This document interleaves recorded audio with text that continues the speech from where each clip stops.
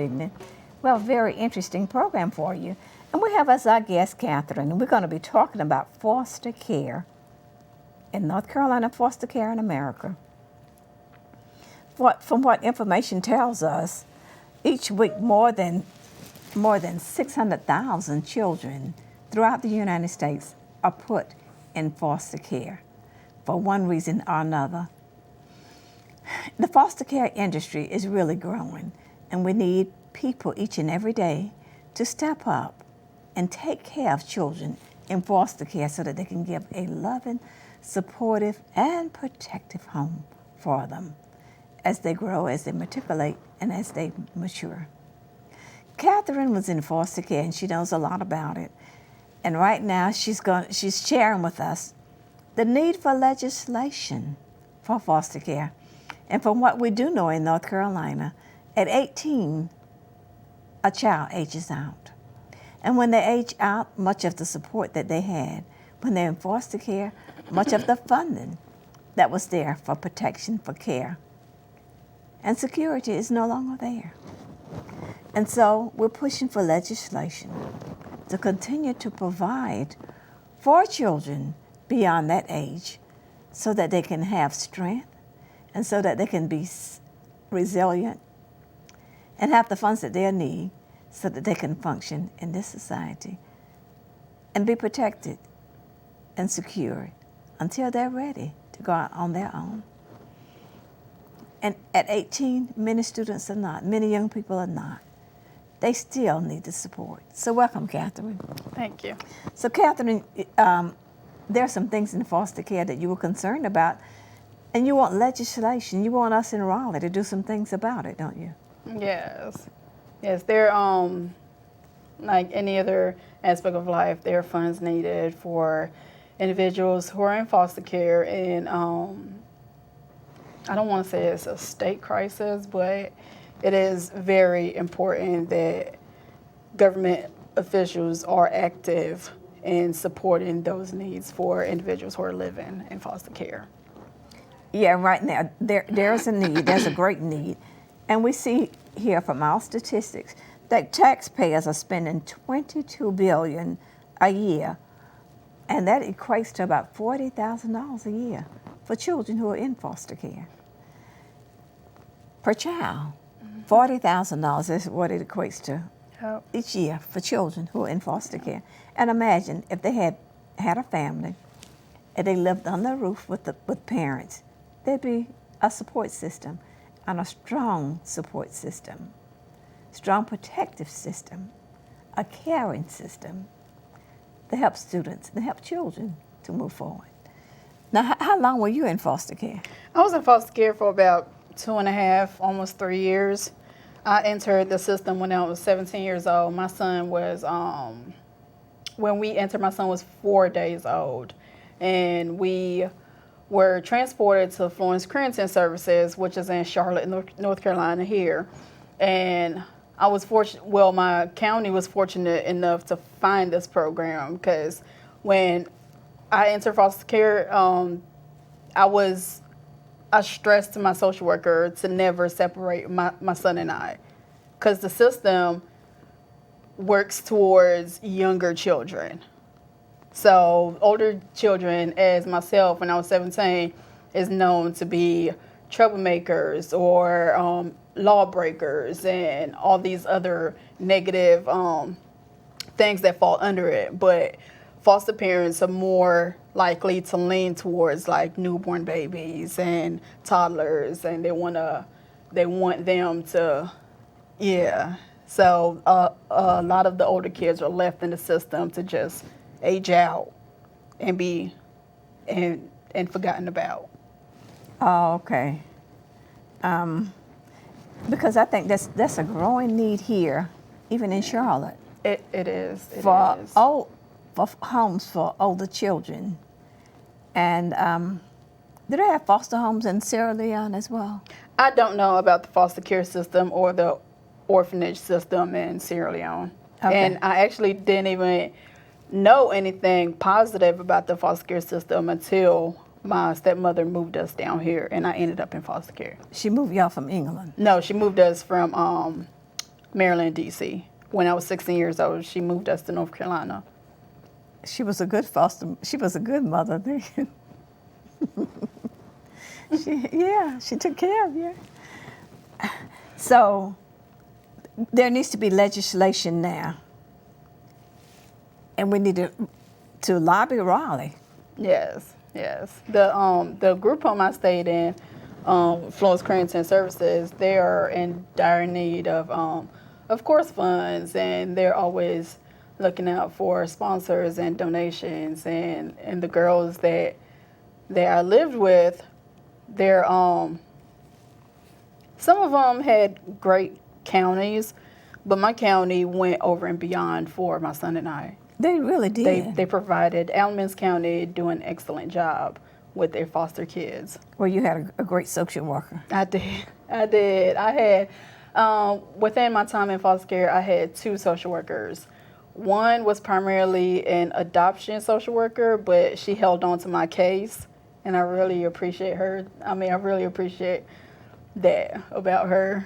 And my judge was amazing. My lawyers were outstanding. So I had attorneys as well? Yes. My son had his own attorney, and I had my own attorney. Why did you have to have an attorney to be in to represent us? And we also had a GAL, which is a guardian ad litem.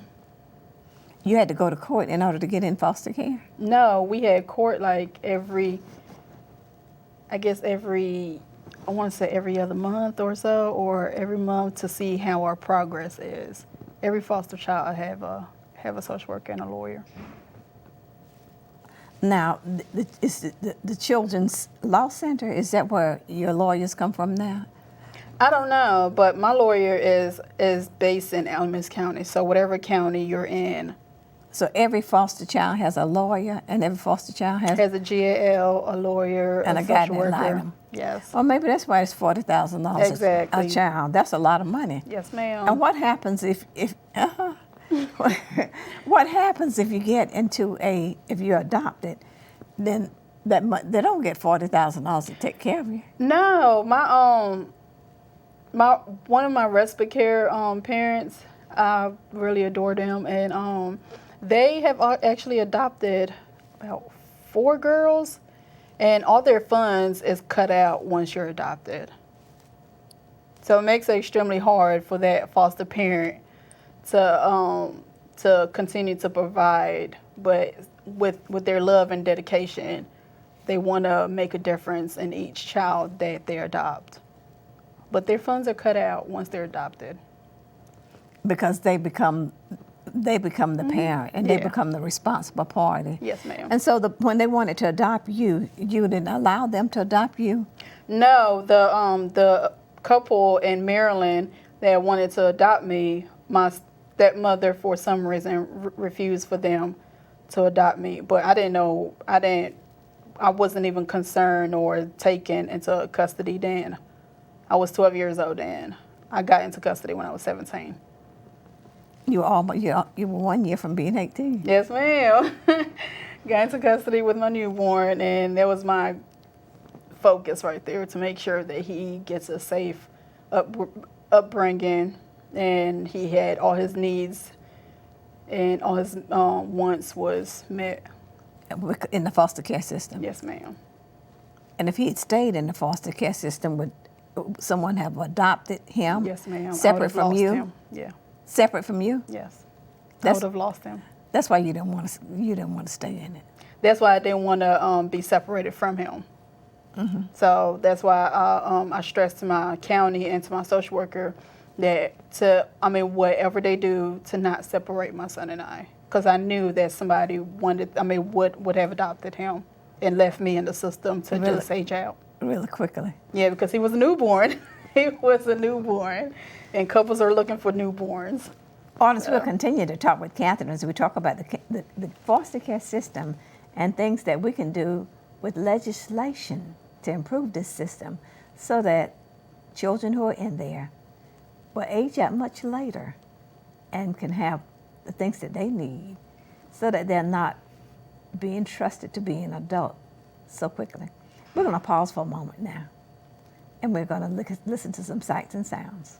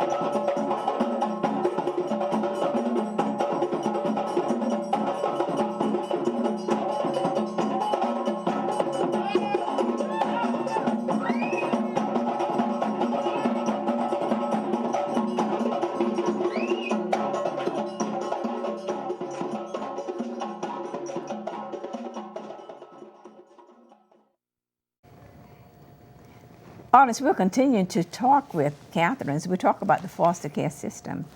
And we have some pictures about some camps in Africa with some young children where they're receiving health care. And perhaps will be examples of what we might see moving toward foster care. Okay. Keep talking. Okay. These are countries where they have a lot of civil war going on and where there are a lot of children ended up with not having permanent homes. So as we compare this and kind of parallels to what we're doing in the United States, providing homes for children so that they're safe and so that they're secure and so that they have great opportunities.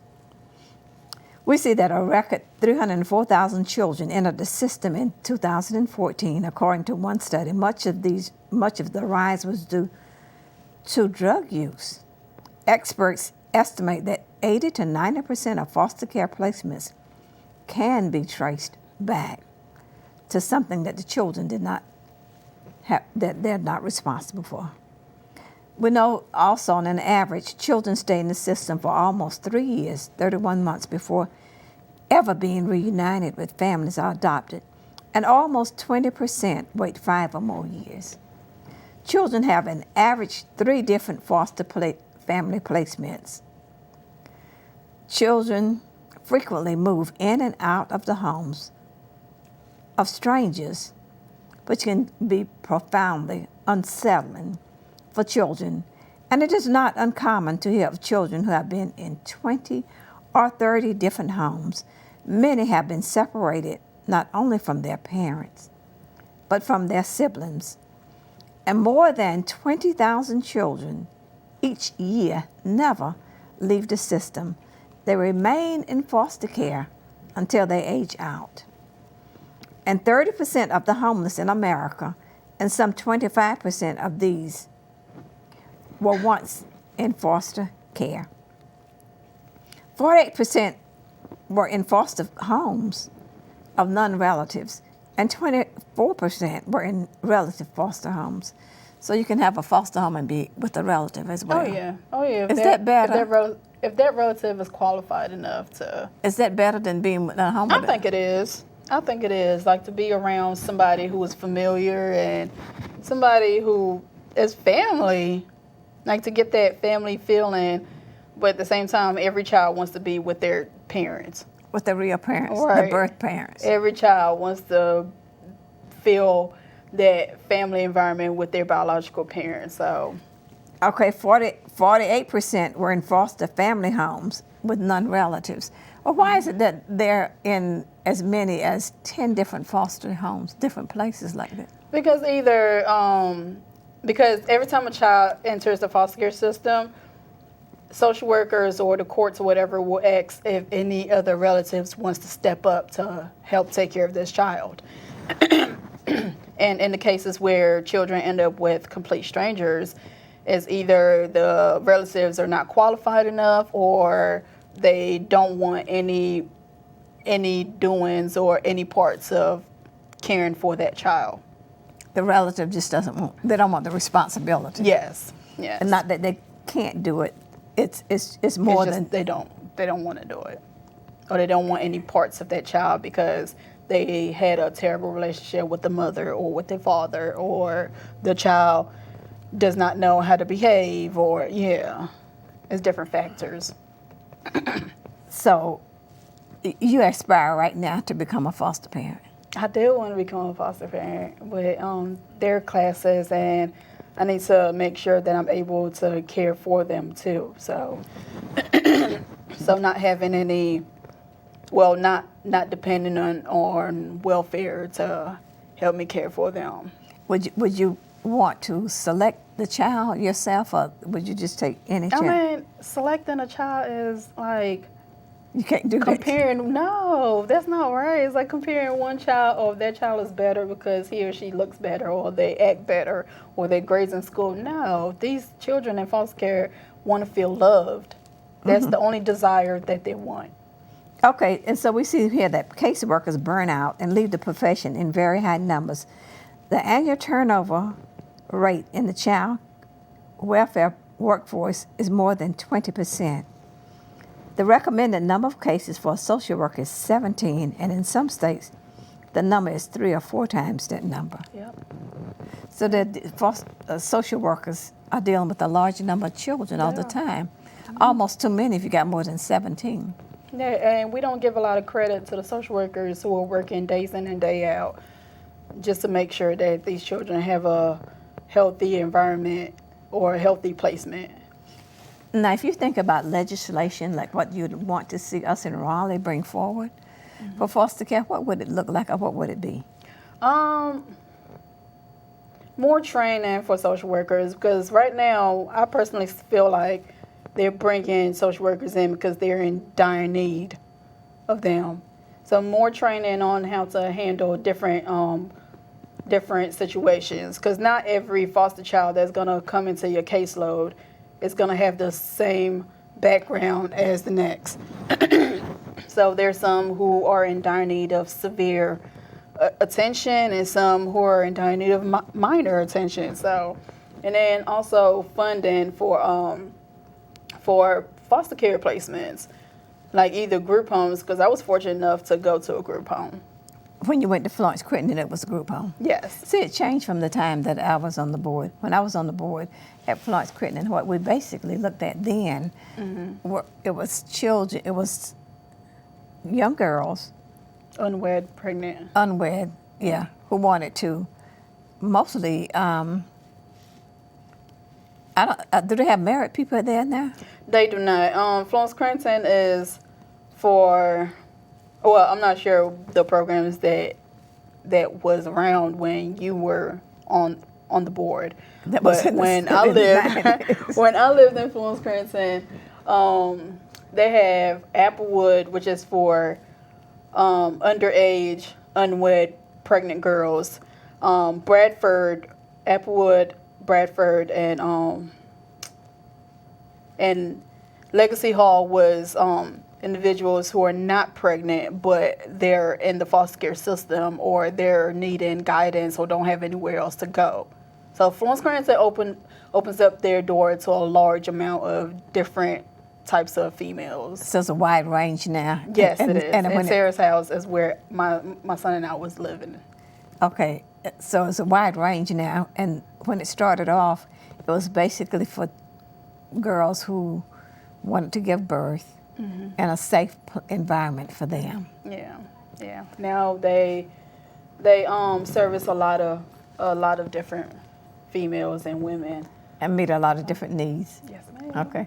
So they have group have group, and they had some older women there. Oh yeah, like the age range from when I was there, the youngest age I witnessed was 12, a pregnant 12-year-old.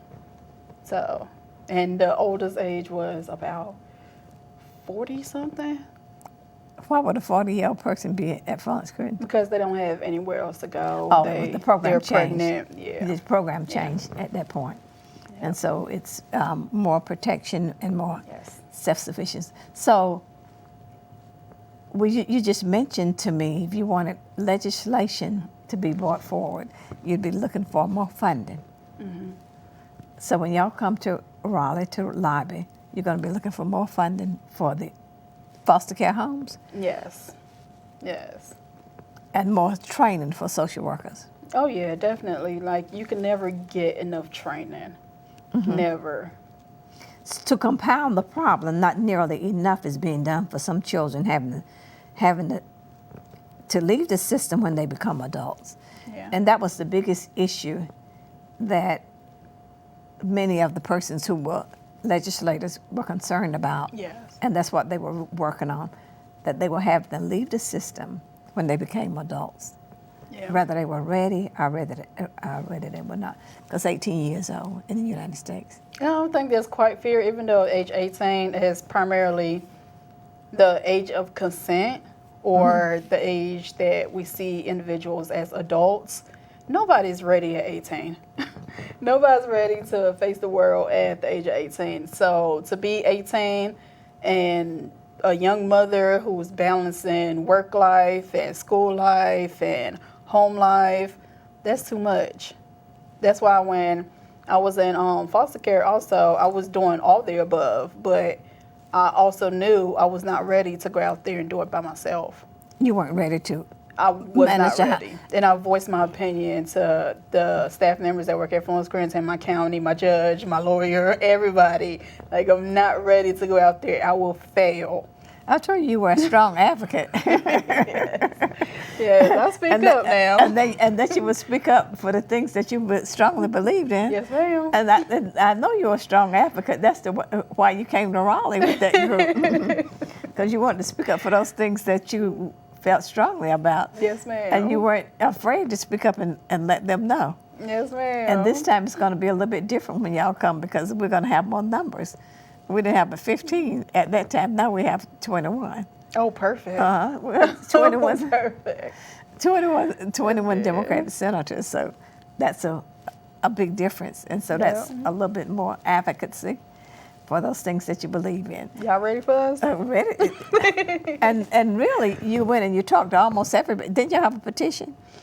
We spoke to we only had time for about, I think 6. Is that all? Yeah, we had different groups though, so different groups will speak to different senators and representatives, and we spoke to about 6. My group spoke to about 6. Your group spoke, okay. But in all, then you came back together to talk about your experiences. Mm-hmm. Did you get very many commitments?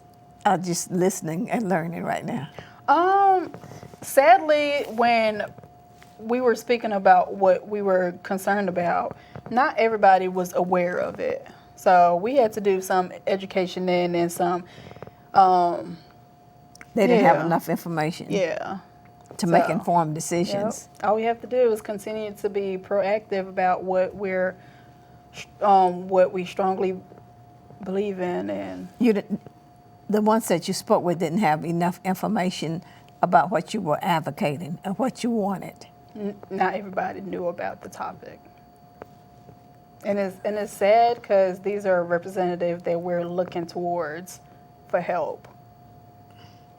Well, then you have to educate them and let them know. Oh yeah, definitely, and that's what we're doing. Mm-hmm. Got to be proactive about it. And that you must continue to do so that people will know the difference, and so that yes, ma'am, the funding can be made available. Yes, ma'am. For foster care. Yes. Artists, we've been talking with Catherine as we've been talking about foster care and legislation that's needed for foster care and many of the things that they're advocating for. As they advocate and talk to their lawmakers about the importance of funding for social workers, training, the importance of funding for group homes for those who are in foster care. And most of all, for them to really consider continuing to provide for those children in foster care even after the age of 18. So thank you for being with us on Views with Joyce Waddell. I want you to tune in next week for another interesting program.